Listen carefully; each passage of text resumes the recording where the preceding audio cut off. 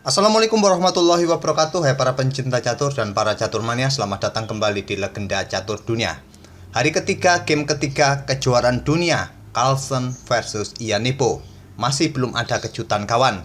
Kedua pemain masih bermain ketat dengan langkah-langkah terbaik mereka. Game ketiga mereka tadi malam tidak terlalu kompleks, cenderung pragmatis dengan ide-ide sederhana dan mengulangi permainan anti martial seperti game pertama mereka. Bedanya kali ini Ian Nepomuk sebagai pemegang putih bermain dengan sistem anti martial dengan pion A4 yang merupakan sesungguhnya anti martial. Tapi sebelum kita mulai langkah pertama kawan, coba kita perhatikan atau lihat cuplikan video ini, cukup menarik.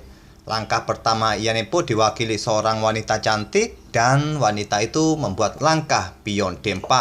Tapi sepertinya tidak sesuai dengan rencana Ian Nepomuk kawan. Akhirnya Ian Nepomuk membatalkan langkah pion D4 ini. Dia bermain dengan pion E4 sesuai yang dia rencanakan. Dan dibalas Carlsen dengan pion E5 dan kita temui permainan Ruy Lopez lagi kawan seperti pada game yang pertama. Pion A6, gajah A4, kuda F6, Ian Nepomuk rokade, gajah E7, di sini beteng E1 sebelum rokade, pion B5 terlebih dahulu, gajah B3, barulah sekarang hitam atau Carlsen rokade di langkah ketujuhnya.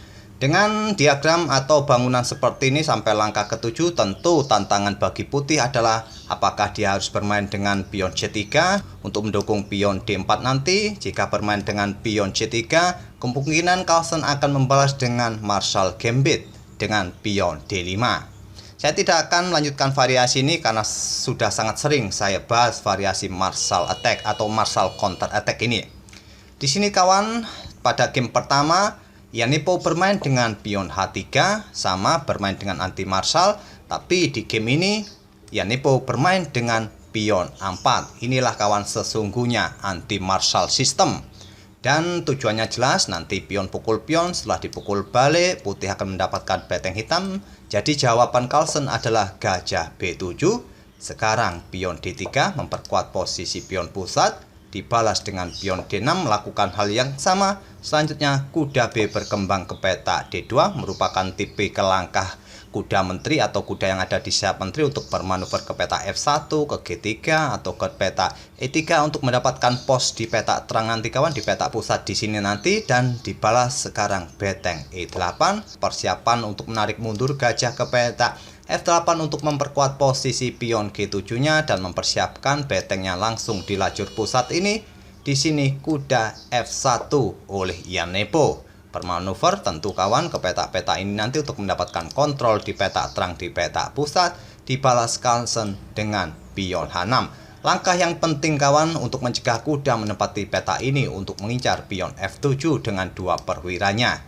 Dan di sini Ian Nepomuk melanjutkan dengan pengembangan gajah D2 untuk mengontrol peta-peta gelap ini kawan agar kuda hitam tidak bermanuver ke peta ini. Sekarang gajah F8 dibalas dengan langkah kuda ke E3 untuk mendapatkan kontrol di peta terang peta F5 serta peta D5. Dijawab Carlsen dengan kuda ke E7 mengontrol peta-peta ini kawan dari ancaman kekuatan kuda putih. Dan pada posisi ini di langkah ke-13 putih sudah melakukan pengembangan semua perwiranya kawan. Dan pada posisi ini apa yang bisa dilakukan oleh putih untuk melanjutkan langkahnya? Apakah langsung memberikan tekanan di peta pusat? Atau bermain cukup kalem dengan pion H3 atau melakukan atau membuka permainan di sayap menteri, pion A pukul pion B5 dipukul balik dan nanti bertukar beteng? Ian Nepomuk mendorong pion C4-nya menantang pion B5 dan langsung diterima oleh Carlsen pion B pukul pion C4. Dan pada posisi ini ada satu game yang pernah mencapai diagram seperti ini. Satu game itu kawan memukul balik pion menggunakan gajah dan permainan berakhir miss. Tapi di sini Ian Nepomuk memukul balik menggunakan kuda dan di langkah ke-15 ini kita temui langkah baru yang belum pernah dimainkan sebelumnya. Dan Carlsen melanjutkan langkahnya dengan kuda kembali ke C6 untuk mendapatkan kontrol peta pusat lagi sekaligus membuka lajur E bagi betengnya lagi kawan. Di sini Ian Nepomuk menggeser beteng A ke C1 dibalas Carlsen dengan pion A5. Mungkin persiapan juga untuk memberikan dukungan bagi kuda ke peta B4 untuk menyerang nanti di peta atau pion D3 ini kawan. Di sini gajah bergerak ke peta C3. Apa maksud Ian Nepomuk melangkahkan gajah ke peta C3 ini kawan? Apakah hanya untuk menempatkan gajahnya di diagonal gelap ini untuk menambah kontrol peta D4 sekaligus nanti mendukung pionnya maju ke depan?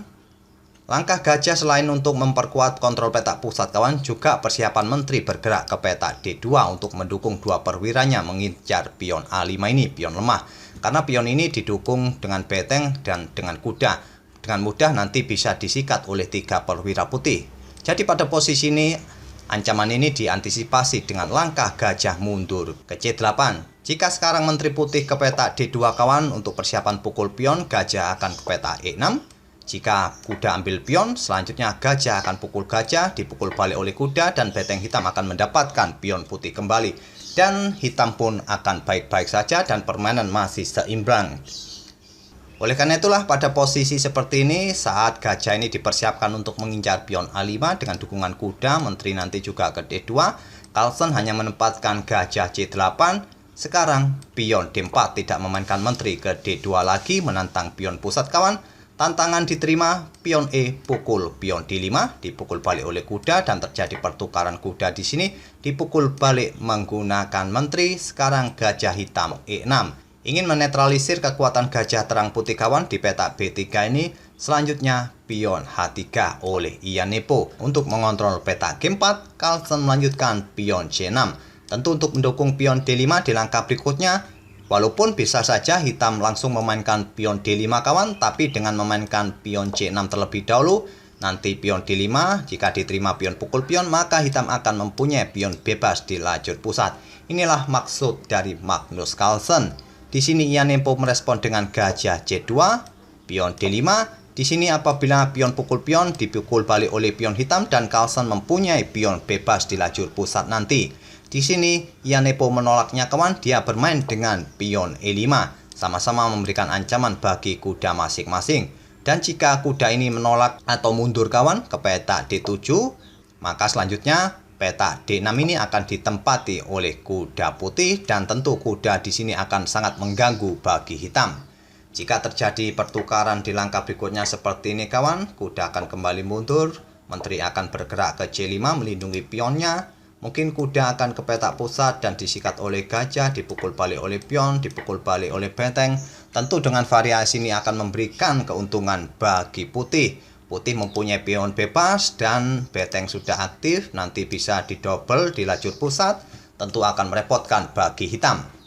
Oleh karena itu, saat pion D5 ini dimainkan oleh Carlsen, Ian membalas dengan pion E5, Carlsen pukul kuda C4, dan sebelum pukul kuda hitam, Ian Nepo bertukar menteri, dipukul balik menggunakan beteng E. Jika dipukul balik menggunakan beteng A kawan, pion ini tidak ada yang menjaga, bisa saja nanti disikat oleh gajah putih. Jadi Carlsen memukulnya menggunakan beteng E. Selanjutnya pion pukul kuda. Jika dipukul balik oleh pion, maka bisa juga dipukul balik oleh gajah putih. Carlsen menantang pertukaran gajah di peta B4. Sekarang pion F pukul pion G7. Sebelum pukul balik pion ini kawan, sekarang gajah pukul gajah terlebih dahulu oleh Carlsen. Dipukul balik oleh pion B, barulah sekarang raja ambil pion G7. Dan raja putih mulai bergerak kawan ke peta F1. Selanjutnya beteng A bergeser ke peta B8. Persiapan menempati peta B2 untuk mengancam gajah, mungkin juga bergeser ke lajur A mengincar pion ini nanti. Di sini beteng B1 oleh Ian Nepo. Di sini raja ke F6 dan terjadi pertukaran beteng di sini kawan. Sekali lagi Ian Nepo menantang pertukaran beteng di B1. Tujuannya untuk menghadang pergerakan beteng hitam yang bisa menempati baris kedua pertahanannya. Dan terjadi pertukaran beteng sekali lagi kawan, di sini disikat balik oleh gajah putih. Selanjutnya raja hitam bergerak ke pusat ke E5, dibalas raja putih ke E2. Dan di langkah ke-32 tadi kawan, saat raja hitam melangkah ke peta E5 ini sudah kita temui permainan endgame, gajah terang versus gajah terang, tapi bedanya di sini struktur pion kawan. Walaupun sama-sama jumlahnya, tapi hitam mempunyai 4 pulau pion. Dan satu lajur ada pion yang bertumpuk di lajur C, sedangkan putih mempunyai 3 pulau pion kawan. Seperti ini, tentu jika kalian melihatnya, putih bisa diharapkan mampu memberikan langkah-langkah terbaik untuk membuat kemenangan. Tapi kita lihat saja apakah yang terjadi di langkah berikutnya. Tentu jika kalian sudah menonton pertandingannya tadi malam, tentu kalian sudah melihat hasil akhirnya seperti apa. Tapi bagi kalian yang belum menonton, tentu endgame seperti ini akan kalian tunggu-tunggu apa jadinya yang bisa diperbuat oleh kedua pemain. Di sini kawan, pion F5 dimainkan oleh Carlsen dan dibalas dengan langkah gajah C2. Sekarang pion F4 untuk menempatkan pionnya di petak gelap kawan agar tidak menjadi target gajah terang. Selanjutnya adalah gajah mundur kembali ke B1 membuat langkah menunggu. Sekarang pion C5 kembali menempatkan pion-pionnya di petak gelap agar tidak menjadi sasaran bagi gajah terang putih. Walaupun di sini ada pion yang berada di petak terang, tapi mudah untuk dikawal oleh gajahnya sendiri ataupun raja bisa bergerak ke petak atau ke petak terang untuk melindungi pionnya nanti kawan. Dan sekarang gajah kembali ke C2 untuk melindungi pionnya dari ancaman gajah. Selanjutnya gajah ke D7 dibalas dengan pion F3 menghentikan laju pion, raja ke F6 dan pion H4 oleh Ianipo.